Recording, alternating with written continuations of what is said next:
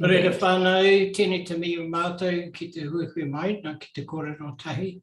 Engari ko te tino mihi mō mātou katoa, ko te mihi aki ki tō tātou atua. Engari kei roto tēnei karakia, he karakia nā te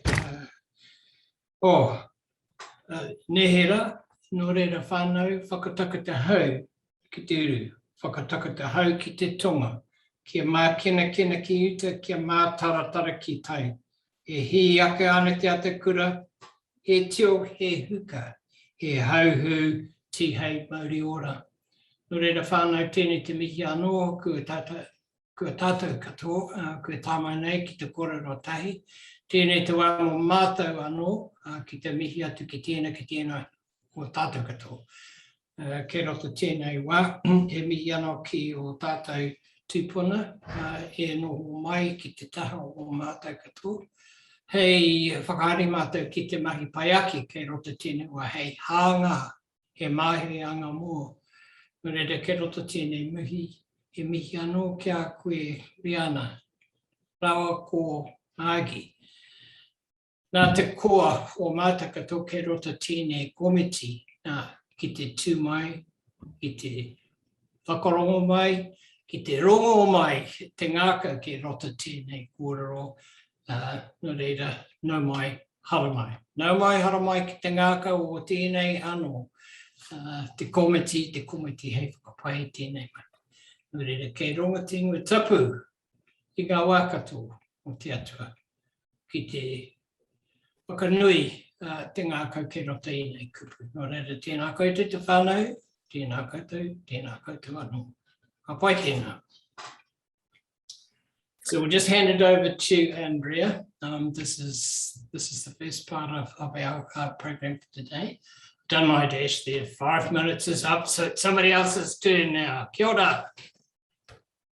Fantastic. Kia ora, Ellen. Thank you so much. And kia ora from me as well. My name is Andrea and I work in the policy team here at the PSA. And I have been involved with the health reform, well, since the Simpson report, really. It seems like forever, but I'm very happy to work on this specific topic because we are really making progress. So I'm very pleased to be here today and to welcome you both, Riana and Margie in particular, but Carl, of course, always welcome, but we see each other a little bit more often. So thank you so much for making the time for coming along and talking with a number of our members here today who actually work in a variety of different areas in DHBs, but also in the community public services.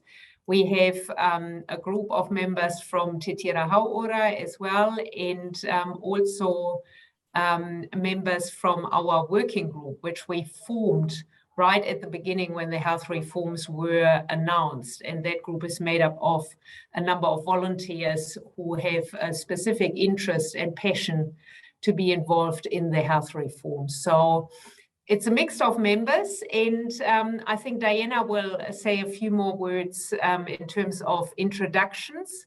And then I suggested on the agenda, which is reasonably fluid, it's really just to guide us through our hour together. And I suggested that we take around about 15 minutes for our members to, share some stories, some important messages, some experiences, and then, we hand over to you, and you can also you might want to respond or might want to add some information, and then we are opening up for questions and answers. And as suggested, we are recording the meeting, so thank you so much for agreeing to that. It will be a great opportunity to share the video more widely with members and give others who couldn't make it today. We had a few apologies, also due to, rostering and lack of staff, of course, as you would imagine, of members who couldn't make it. So it's a good opportunity to share it with them and let them be part of it as well.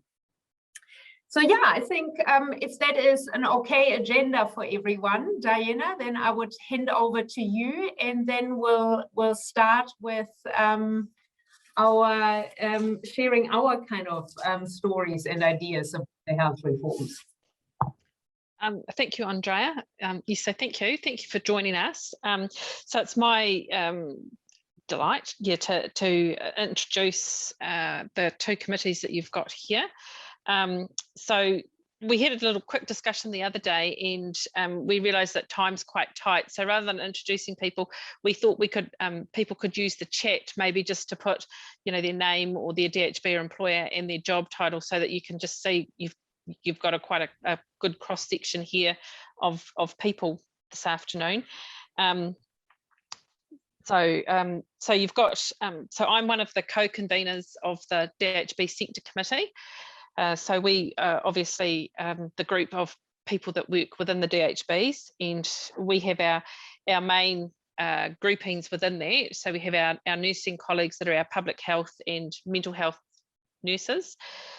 We have our admin and clerical staff, and a big shout out to them today. It's a wonderful day with their pay equity claim going through. So that's a really good day to celebrate for them. And we also have our allied public health scientific and technical group, of which some of us belong. So, and we also cover, we've got members on our committee from Northland to Southern and every area in between. So we have great coverage around the countryside, which is really good. We also have some members from the, as Andrea said, the community public services sector. And they represent over 350 not-for-profit and for-profit organisations that receive public funding to deliver health services. So they cover areas of disability, mental health and addictions, home support and social services.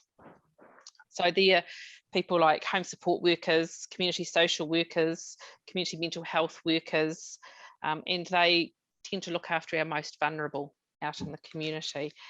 They're a largely female group of workers as well, and they're often Maori, Pacifica and other ethnic minorities.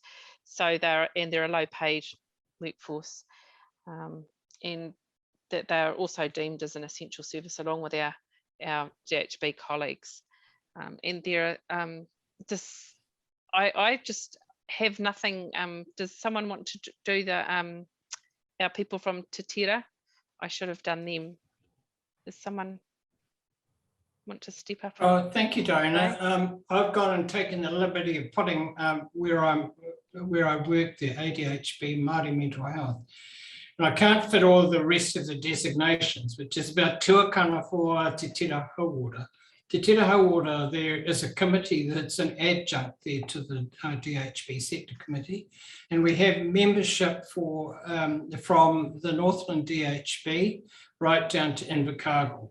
And I'm really happy to say that most of my committee is here, but one or two because they had other engagements. So I'm mihi to our own people there in the committee. There's Teresa from the Northland DHB, Virgil from the Bay of Plenty, and we have Leslie. And Leslie is also the tuakana within the Runanga o Ngā Tuawhenua, which is a committee, he committee Pākeke for us there. That's the adult group there that kind of manages the Māori membership.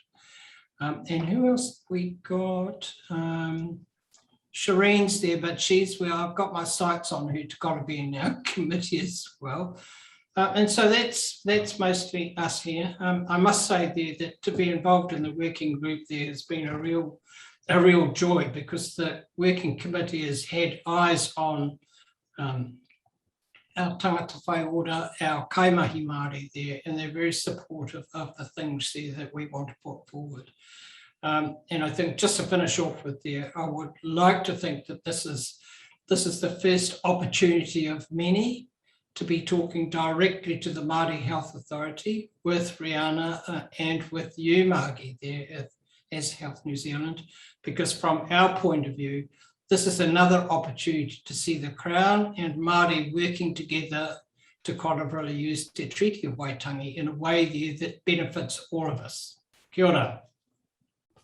Kia ora, Ellen. Thank you so much. I would suggest we move straight into our short presentations that we prepared for you. We have 5 different presentations, and I think Megan will start us off, and then Janet and Nia, followed by Diana, and then Michelle and Ellen. So try to keep it within the 15 minutes if possible. We can always, add to it later in the discussion. Thank you.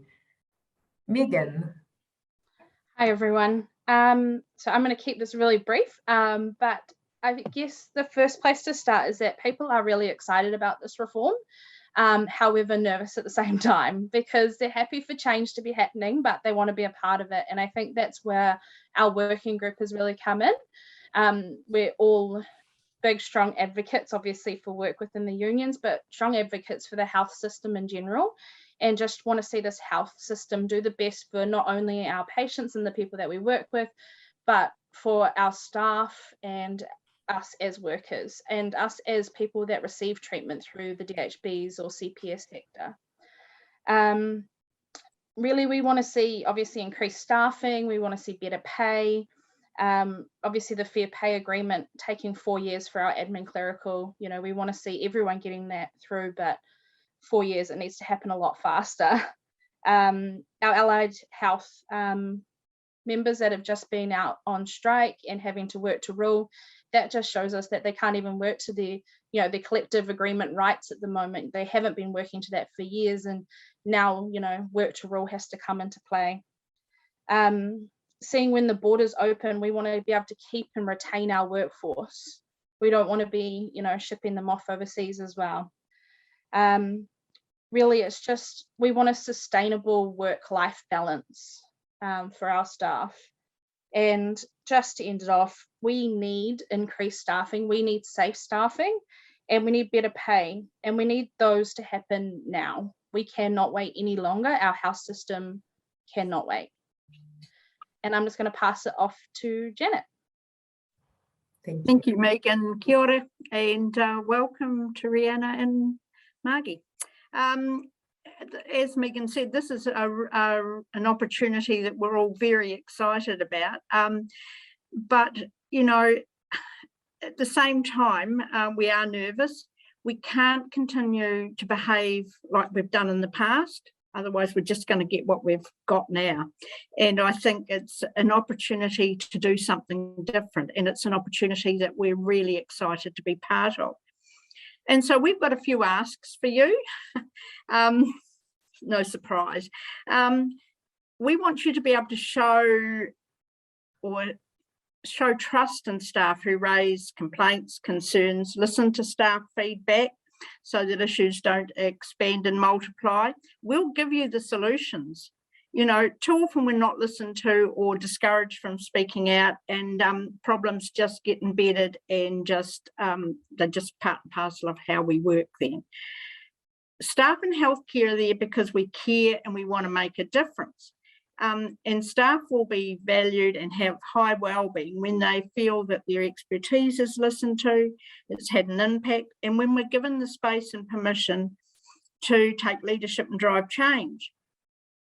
For example, in my place, we've just been given a cookie, a coffee voucher, and permission to do finger painting and read poetry in our breaks.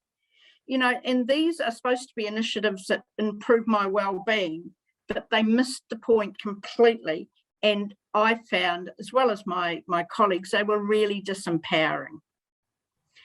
Staff have direct insights into opportunities for improvement and innovation from working in the front line. And from somebody who's worked in the health sector non-stop for 52 years, I know that we can help in our shared mission to improve outcomes for our communities if you'll just listen to us. Because as Megan said, we aren't people who just deliver the health services, we are consumers of that service as well. And worker voice must be at the heart of any future services and at all levels. Any service in the future cannot afford to be cut off from its most important source of information, expertise and innovation, which is its workforce. Wages are important, but they're not the be-end, they're not everything. You know, and as Megan said, presently callbacks and working overtime have just become routine, and we shouldn't have had to put in to do strike action just to work to roll, or to take industrial action to get national media attention, you know, to the working conditions that enable us to just have a work-life balance. Ultimately, if we want to achieve our aspirations for a new system, we all need to come from the one place of well-being and feeling like we're a team. And that will only come from being valued and having trust in us. So, you know, these are some of the things that we see are as important, and we're really keen to hear from you about how you're going to deliver them. Thank you. Thank you, Janet. I think Diana, no? No, we had a bit of a change round the other day, Awesome. Andrea, so probably Nia, I think, would be the next. Aroha mai, everybody. We've had a change also again. And I'm actually following the last speaker. So whoever is next, please. Well, Michelle then would be next on my list. Oh, kia ora whanau. Yes, I'm Michelle, I'm next. So I work in a mental health and disabilities and addictions respite whare up here in Te Tai Tokerau.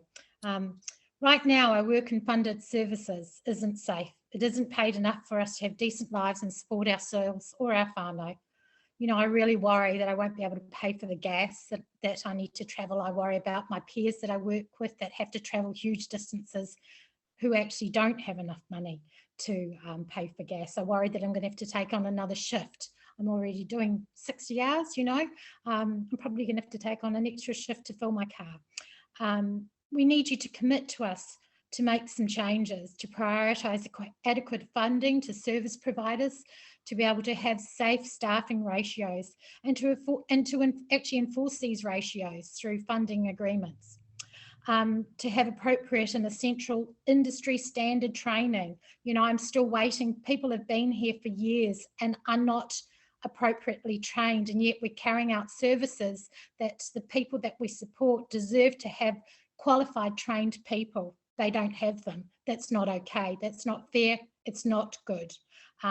We need better technology resourcing. We need safe working environments. We need to have appropriate resources and safety equipment. When you start prioritising the time to find out what is needed from us directly, you'll actually be showing us that you value us and that you believe and trust what we say. You know what? I do my job every day along with my peers. We're the experts. We know what needs to change. We don't just say these things constantly because we enjoy it. We keep at this because we want to do better for the people that we support. There's nowhere else for them to go to if we're not there to support them. We want you to trust our unions and the representatives. We want them to have trust in you and to regain the trust in our service providers. We care about the people we support. That's the nature of all our industry. That's the nature of community public services. It's about caring. We can't do this without this appropriate support. We need you to prioritise funding that pays directly for our mahi, that will entice and actually keep a workforce to carry out these essential life services. The value and pride in addressing these things would make us want to stay, would make us feel safe. I want to see a future for every person that I work with here. I want them to stay. I don't want it to be a revolving door. It is incredibly sad that the people we support don't know who might come in the door to be part of their lives. We are in their homes. You know, if you're actually going to commit to us, you will officially have us on the record and at the table. We need our voices to be legislated into this process. We're not here just to be the tick box. You have the opportunity to use this collective voice that is brought together by this union. You know, use it, please. Ngā Thank you very much, Michelle. Next one is Ellen.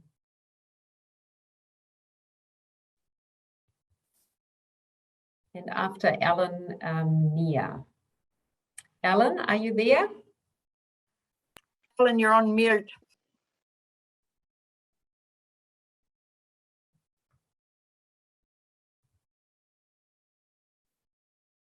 Ellen. Sorry, I was There we looking at go. my script. I was looking at my script to try and get it right this time instead of kind of really hassling with the blimmin' IT stuff there. But hey, look, I'm really excited to be here today.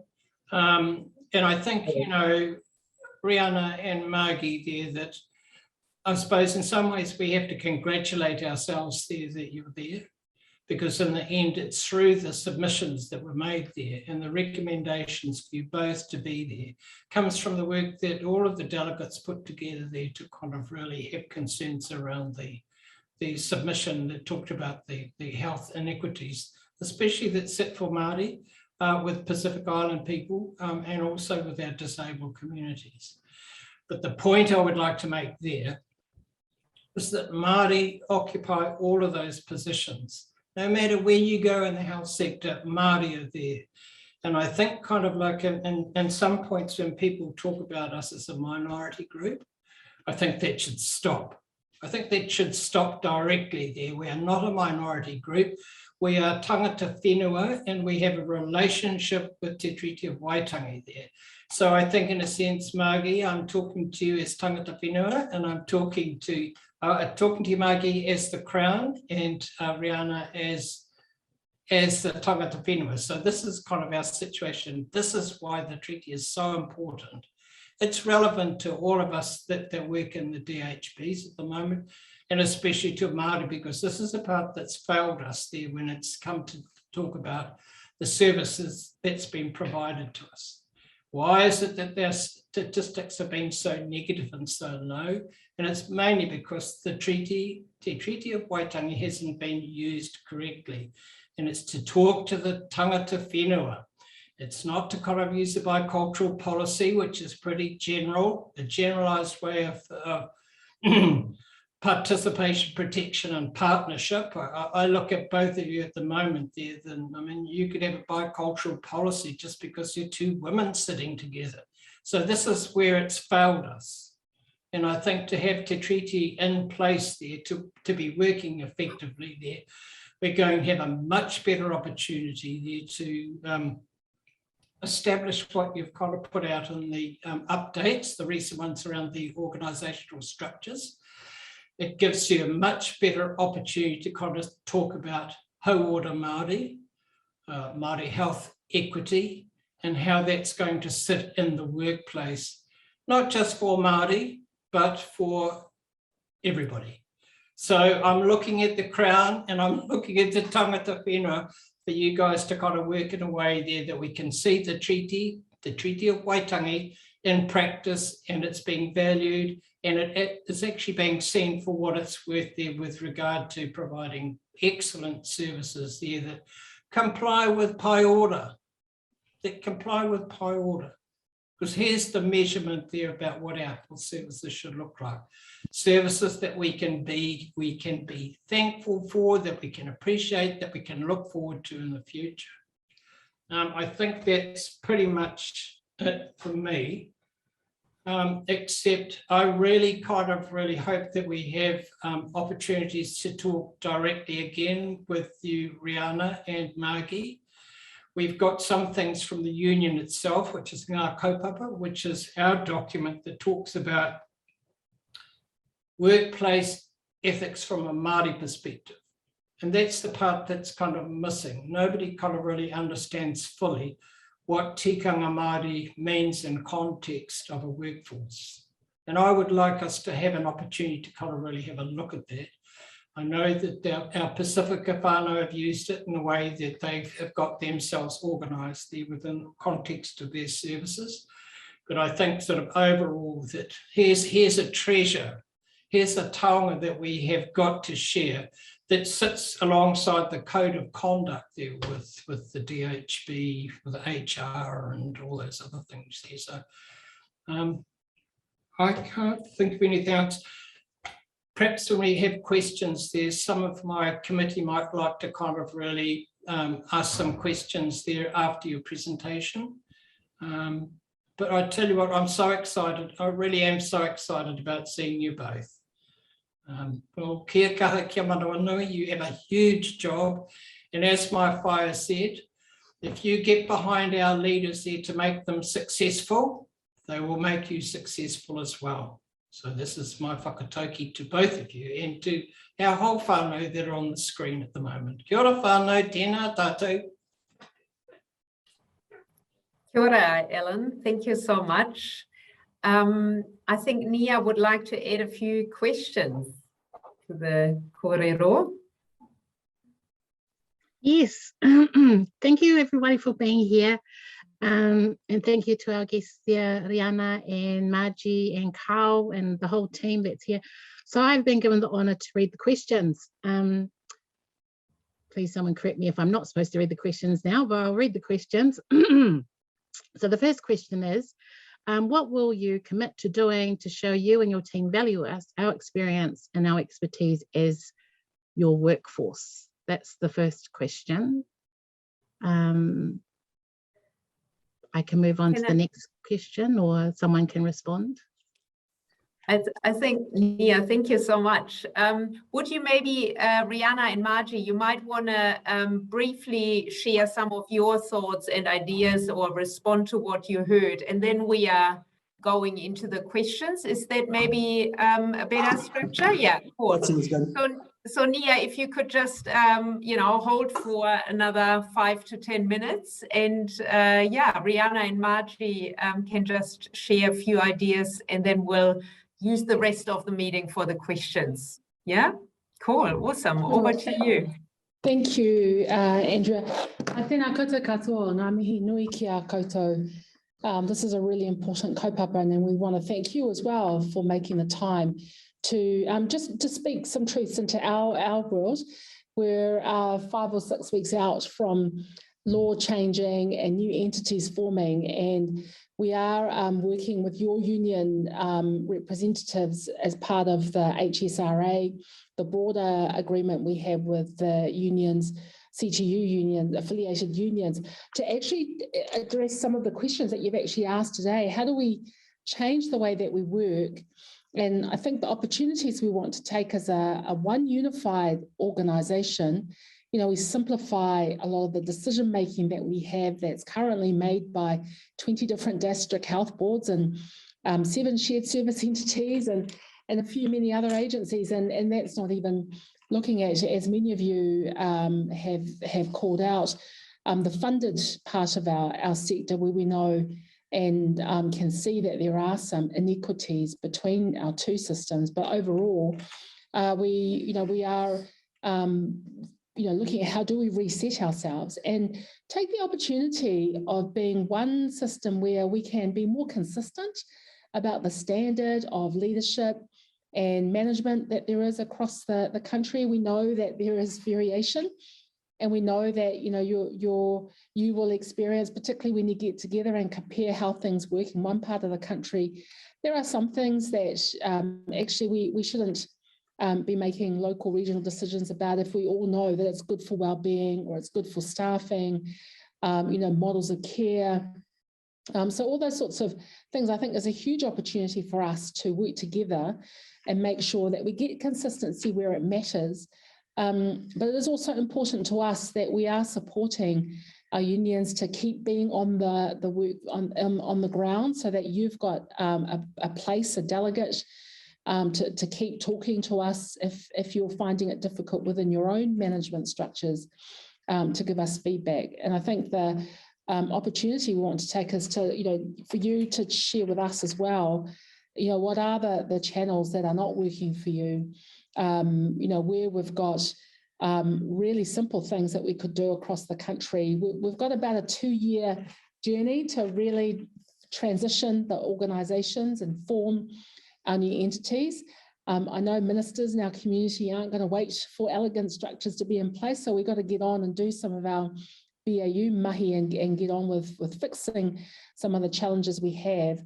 And many of you have already called out the things that worry us as well. People have been delayed care or deferred care because of COVID or because we haven't had the staffing we have.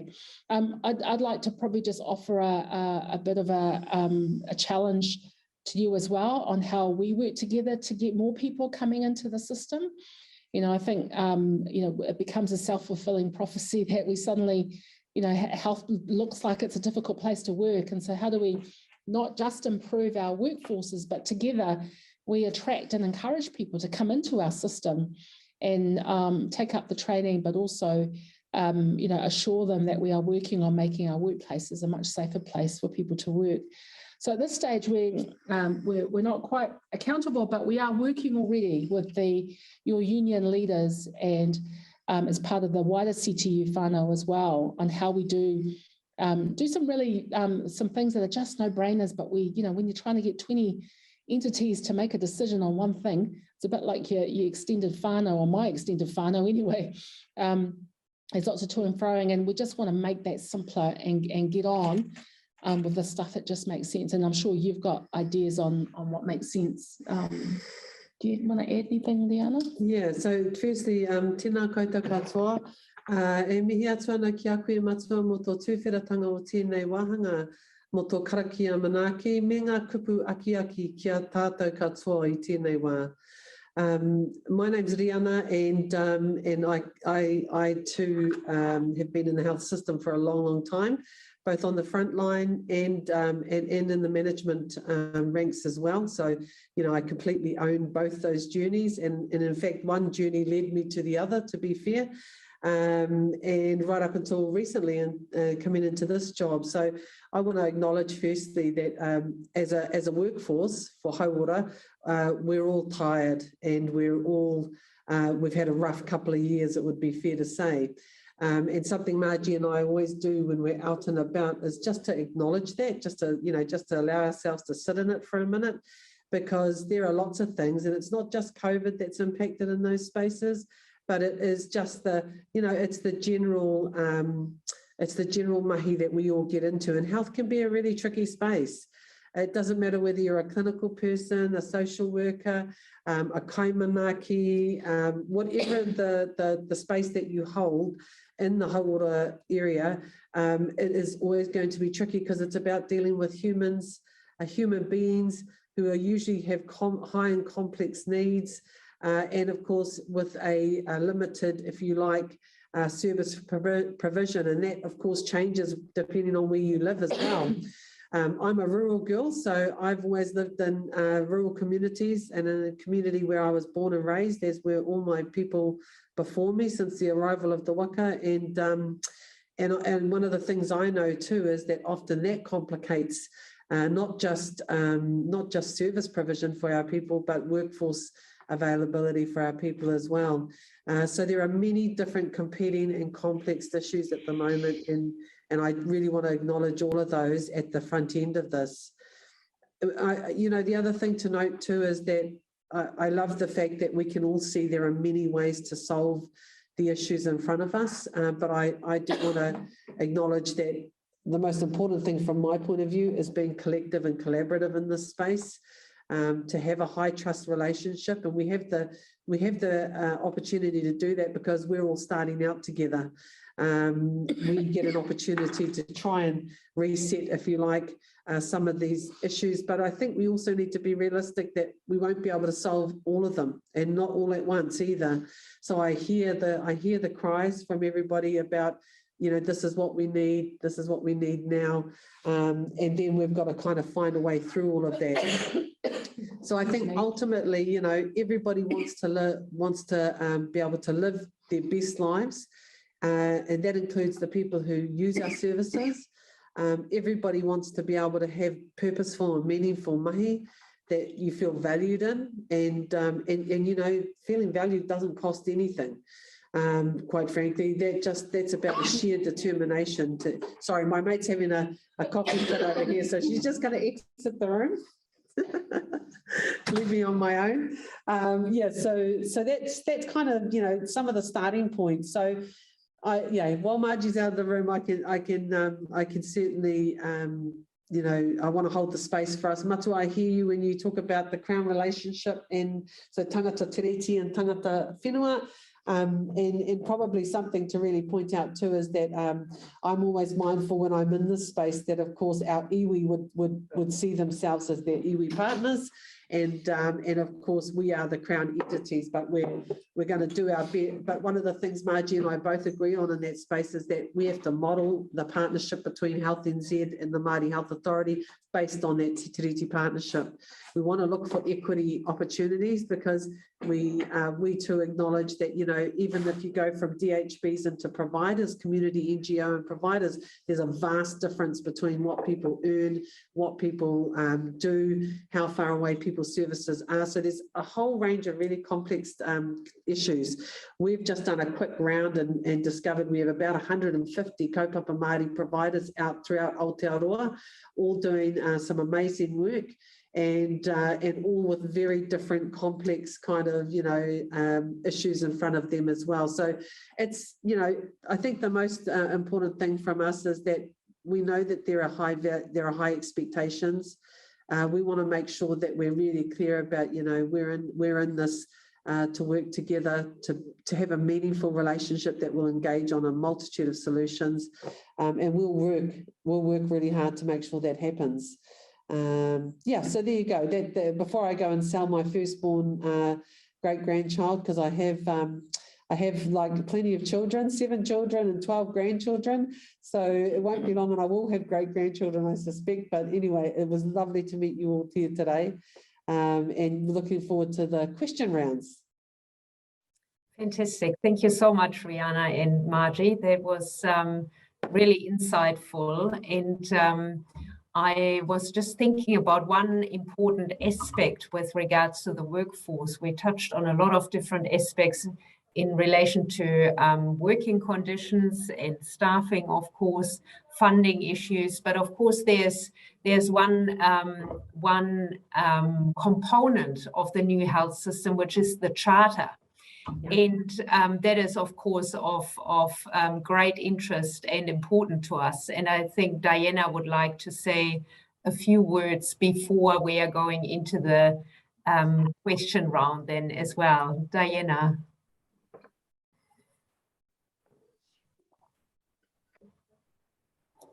Oops, we can't hear you, Diana, for whatever reason.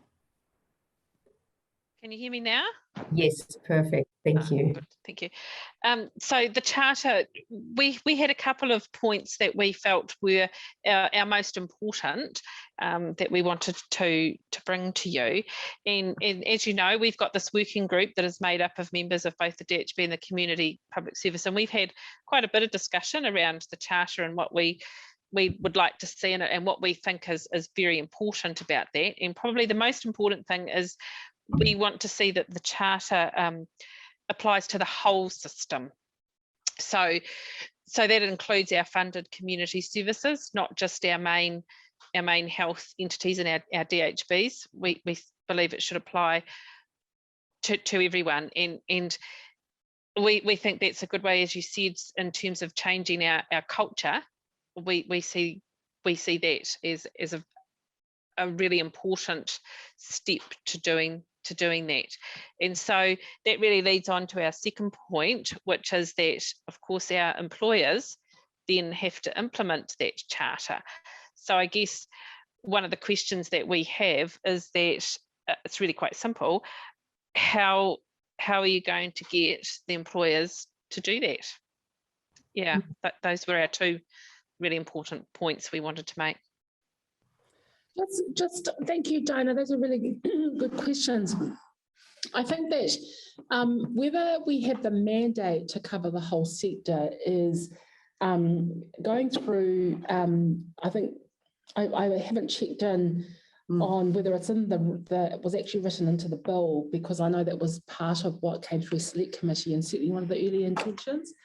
I think your question's a good one on how we enforce it, and the kind of main levers we've got really are about how we contract for it. And then the next question is how do we enforce it when it doesn't go well? So I think there's a whole lot more work and questions. Once we get the legislation in its final form, So if it survived the parliamentary process, I think that gives us at least a start of a mandate to have a look at how we do that. But I think that onus is on us, will fall on the commissioners and how they set up the funding environment for the funded sector to deliver on that. So I think that's a whole lot of good questions, Diana, and ones we've got to work through as a system. Thank you very much. We have discussed, in preparation for the meeting, we have discussed a few questions that we would like to ask. The list of questions is obviously very long, so I doubt we get through all of the questions, but Nia, you might want to start us off, and maybe we can pass the unanswered questions to you, and you might want to consider to send some brief responses back to us. But it would be good to touch at least on maybe, 2 or 3 questions, Nia. Yeah, and we will circle back around and provide responses. We do the same thing with the webinars so that people feel like if they ask a question, it's appropriately answered. Right, thank you. Okay, what actions will you commit to taking to ensure your workers are treated equitably by managers, irrespective of what their role is, irrespective of wherever they are in the country?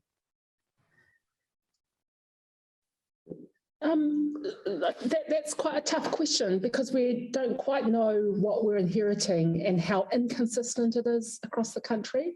And I think there is lots of work we need to do when we're looking at how managers and leaders behave in the system, to set expectations for what that should look like and then model it, but also see it on practice on the floor. And when it doesn't happen, that there are consequences to that. So really, really good questions. And, in past organisations where we have, tried to really support people to behave the way that our values talk about it,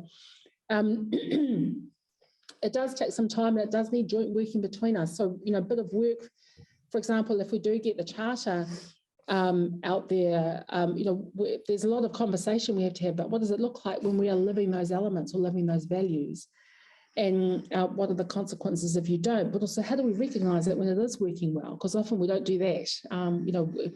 And when I did a Local Heroes program at counties, it was just amazing to hear colleagues telling us, actually, I've got a great team of people and here's a local hero in my team, and really promoting each other. So I think there's lots of different things we need to do. It's not one silver bullet, but probably the most important part is to model it from the top down so that managers and leaders can see it in practice. Yeah, and I think having the charter solidly in place so that it describes those values without a doubt, because often, people are looking for direction. And if I think about the agency that I've just come from, we had 3 kind of core values. It was nice and easy, but those 3 values kind of set the pace that you had to ask yourself, if you were behaving badly with another colleague, were you living up to the value that was set down? So, like, for instance, manaakitanga, we had this thing where it was to uplift the mana of the person that you were interacting with.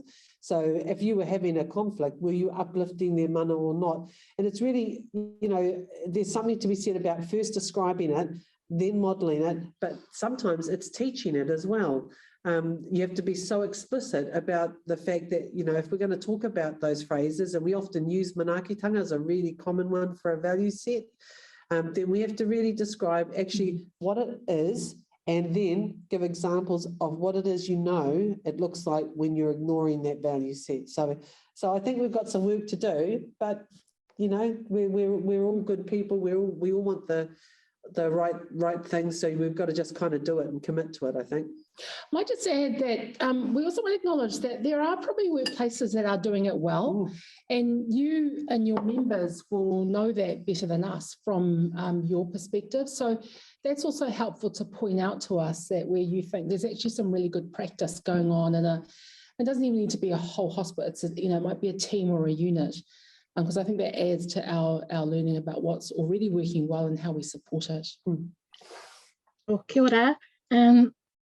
The next question is, right now we're experiencing significant shortages in staffing. Many of us have no work-life balance, and it's having a significant effect on our well-being. What actions can you commit to taking to attract and retain workers in the healthcare system? Again, yeah, really good questions, and I think there are multiple answers to that. I think, you know, we actually just need to get more people into the training pipelines, and part of that is helped by making health a really attractive place to work. You know, if people want a profession and want to be part of, you know, helping people live good quality lives and well-being. So we've got to really pump up the numbers of people who come into the workforce training. And, you know, we've got a small group that are looking at what other simple things we can do that might make training cheaper, particularly in areas where we know we're just not going to be able to deliver services if we don't get particularly allied health and nursing professions in. I think that there's a lot of, and this is probably a joint discussion we should have in some areas where we know that, you know, actually we could have another look at the way our teams work and how jobs are done. You know, we talk a lot all across the professions. There are tasks that can shift from medical practitioners to nursing, to allied health, or the, you know, I think having another look at teams, particularly where in rural provincial areas, you just can't find or employ the wide range of skill sets that we need. We just got to have a look at how we do things differently. And we had a good go at this over COVID, where we got a lot more non-clinical vaccinators in. We do this in lots of different areas where, and usually, you know, I always think innovation happens on the fringes, you know, in rural areas where people actually have to make do with what they've got. So, you know, all across the country, again, I see lots of variation in how people use their workforces. And I think we've got you know, in some areas, we've got lots of nurses delivering a service that in other areas are done by technicians. And I think that's can be an awkward conversation for our workforces, but we kind of got to go there as well as grow more people into our workforce. Yeah, and I know for Māori health workforce, for instance, our pipeline is a really, really long pipeline. So in other words, if we want, I think Dr. Curtis Walker said to us the other day, if you wanted a tree, you needed to have planted it 20 years ago. And that's really the truth. And we haven't, I've got to say, we haven't necessarily planted a whole lot of trees in the Māori health workforce space. We've always known that there was a gap. But trying to get our people through the training into good placements and into long-term employment is one of those kind of key challenges. But what I do know is that the best day to plant a tree is today. So if you know, because then we know that 20 years from now, we're going to have a much better picture. And that's what you know, some of the transformational conversation has to be about that. But if I just, if I think about our Kaimanaki workforce during COVID, they have been in Māori providers for many, many, many years. You've always had kai āwhina, we've always had the Kaimanaki workforce, but they became a force to be reckoned with, particularly in rural communities, and to this day are still in there doing the mai. One of the reasons why I say that is because in terms of creating more workforce and creating a pipeline, we need an intervention. So we need that kind of circuit breaker, and they will be a big part of that circuit breaker because they'll give us the ability to get all of our staff, no matter which part, you know, so if you think about nursing, GP practices, they'll let them lift up into the upper scope of their practice while we build out that pipeline. And I'm really determined that we're going to put some energy into how we do that, because again, for Māori workforce, often we need a lot more pastoral care and a lot more sort of support systems around our people to keep them in those spaces. For instance, the data tells us already that our young people will fall out of these courses and out of the pipeline very easily because they're often responsible for helping to provide money in the whare. And so what becomes a part-time job while they're studying then becomes a full-time job, and then they fall out of study, and that then breaks that pipeline again. So we've got a fair amount of work to do in all those spaces, but what I take heart from is that, you know, as the borders open and we get people back in, and there is a risk to remembering that we'll lose people across the border to other spaces. So we have to really be mindful that we want to retain our workforce that we've got. We want to use all those lovely virtual systems that we really ignored for many years prior to. particularly for those rural communities, so they get better access to services more, in a better kind of time frame. And then, of course, we want to build out that pipeline. So that's kind of one of my big commitments and the things we'll be looking at. Oh, kia ora, Riana. Sorry, Nia, I just have to say something here because I think, Okay. this is what, this is one of the saddest things about our workforce there for Māori there, that my sister worked in an NGO in Turiki Health in Māori. And she says, do you know, the pay for those people there, those workers can't even afford to go to the doctor that they're providing services to the people that come in off the street. They are not paid, they were not paid sufficiently to actually go to their own doctor. Now, how terrible is that? And you talk about, from our point of view there, that these are sort of things there that when we look at tikanga Māori there, how that's going to operate there, that you use the concept about manaakitanga there, which is kind of really exciting to hear, but then at the same time there, it implies a standard there that we need to kind of put in place there so that we can start to kind of prevent those things that happen around misunderstanding, miscommunications that happens sometimes with our non-Māori colleagues there. Yep, so that's all I want to add. Yeah. Kia ora. Kia ora matu. That would just lead into my short question for you, which is, what support do you think is necessary to ensure all of us in your workforce can deliver culturally appropriate services? Well, I go back to the same kind of notion as before.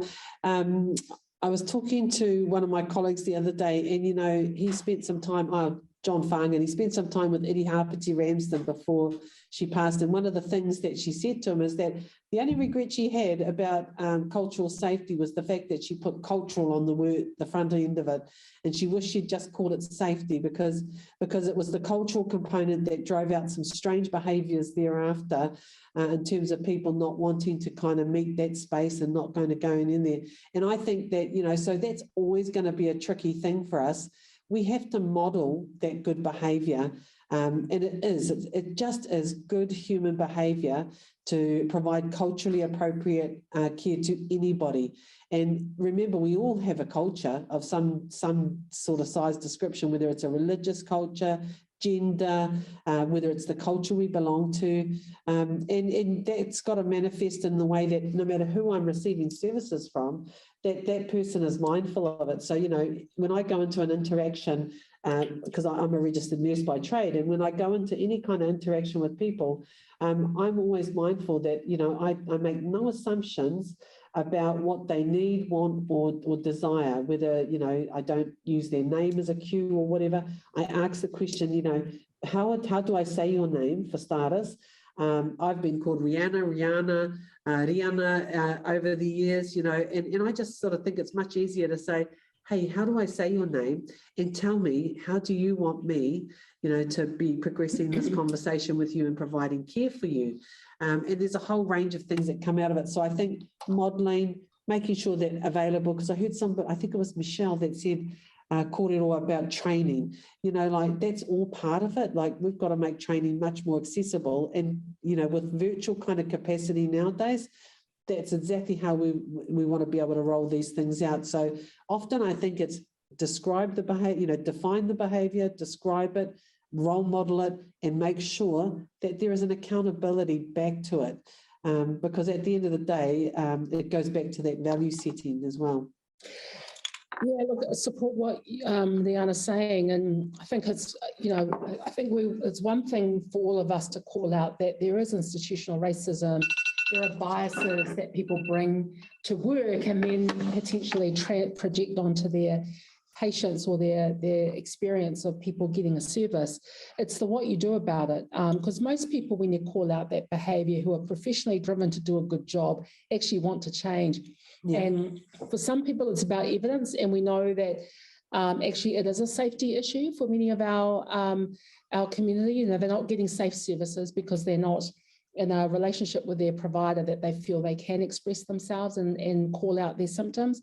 It's a training issue where, you know, we've got to help people, give them some, and again, it's sort of one of the things that I know that lots of districts have programs, but we don't probably know enough about which ones are the good ones, and then make one decision to spread the ones that are good, or it might be 1 or 2 or 3. But being consistent about that training, and then just really pushing out the knowledge of when it works well, this is what happened with engaging whānau and patients, and what a better service experience people got. So we've got to do all of that.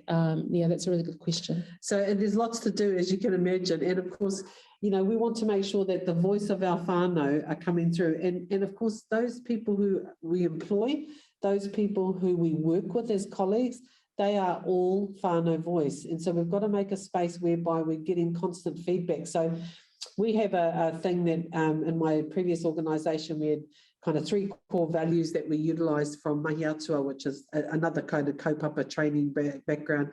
But hongi hongi te whaiwhaiao was one of them, and hail the unusual, lean into your uncertainties.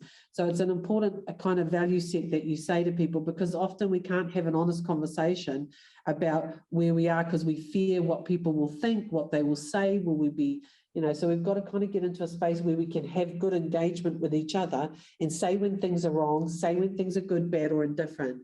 Then there's another that's ka mate ariki, ka mate tauira. We've got to be active learners, constantly looking at what the data tells us, what the human voice is telling us about either experience, whether you're an employee or whether you are a user of a service.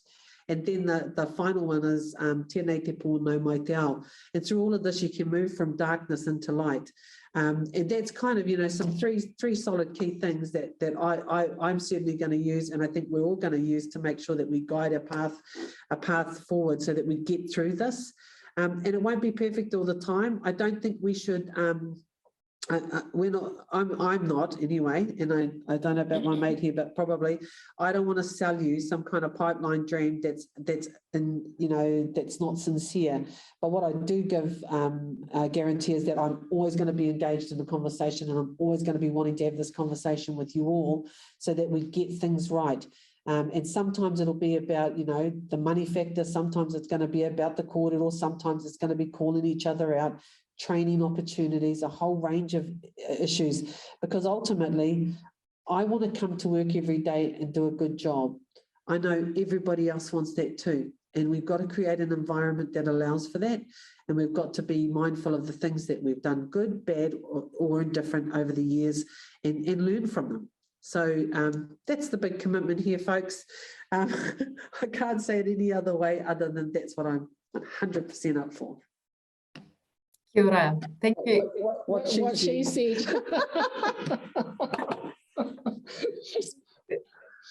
Thank you so much. I'm mindful of the time. So before handing over to Alan to close our meeting, I just want to really thank you on behalf of all of our members in the health and community sector that you made time today to talk to us and with us, and that you actually are willing to continue to talk with us and listen to our ideas and potentially put them into practice as well. So thank you so much for that, Riana and Margie. But I also want to thank all of our members here on the call who put a lot of effort and time into, you know, thinking about the meeting, preparing, you know, some of the main ideas that they wanted to share with you.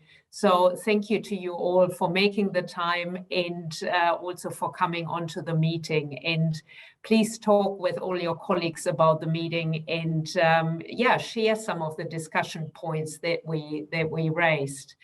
I also would like to say that we welcome, of course, what you mentioned in your kind of introductory statement around supporting the unions on the ground and in the workplaces. So we have heard that loud and clear, and we really appreciate that. But we have also heard loud and clear the challenge that you put to us in terms of thinking about and supporting ideas and practices on how we can attract the workforce that we need.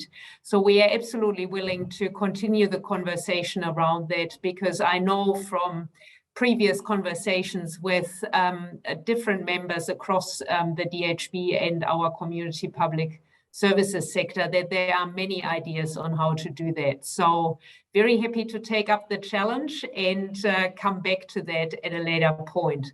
So thank you very much. We'll forward the remaining questions to you via email, and I'll hand over to Alan to close for us, please.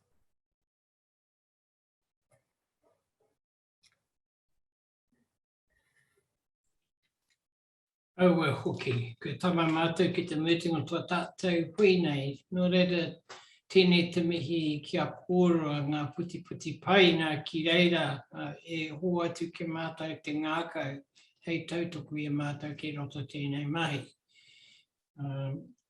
Ko te mea tino nui ki a hau nā ki te muti tēnei hui i te katakata. Nā te mea ko tēnei te mea ngā kupu e tau mai nā te ngākau o mātou katoa. O reira, ko tāma mātou anō ki te meeting o tātou hui nei. Nā tēnei te karakia ki tō tātou atua ki ngā tangata katoa. Ki tau ngā manaakitanga o te mea ngaro, ki ronga ki tēnā o tātou, kia māhia te hua mā kihi, kia toi te kupu, toi te mana, toi te aroha, toi te reo tangata, kia tūturu, kia whakamaua, kia tina, uie, tai. O reira, ka kite anō whānau. Hei kona, have a good evening. Ka nui te pai ki te pōhiri atu. Ka kite. Ka kite.